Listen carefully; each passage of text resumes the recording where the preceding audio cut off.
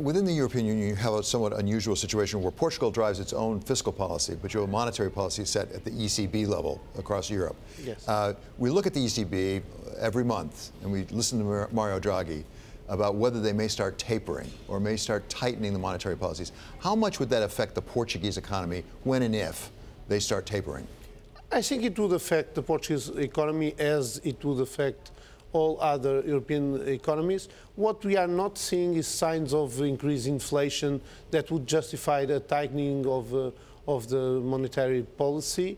What we are seeing is that unemployment in Europe is still quite high in several countries, so I don't think it's the time to tighten the monetary policy, and I think it's not the time in Portugal to do a very strong expansionary fiscal policy, but I think in Europe to unleash a bit the austerity, which is what is happening. It's a good sign and gives more confidence to investors and also to consumers, as you were saying, which is important to give pace, to create a better pace for recovery. We are seeing some signs of that in Europe. We are seeing very positive signs of that already happening in Portugal. So we are leading this recovering of growth. But I think along the year we are going to see a recovering all over Europe, which is going to be also positive for Portugal. Yet if the Germans have their way, the ECB and under Mario Draghi will start to make some concessions or at least some conversation with regard to tapering.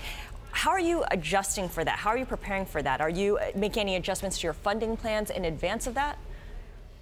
I think that we are now more prepared to that. What we are doing is reducing the indebtedness of the public debt, but we already have done a very important deleveraging on the private debt. It decreased 40 points of the GDP in the last 2.5 years, and it means that our firms now are less in debt and are investing more, and we have a program to do that, to allow them to invest more based on equity and foreign investment.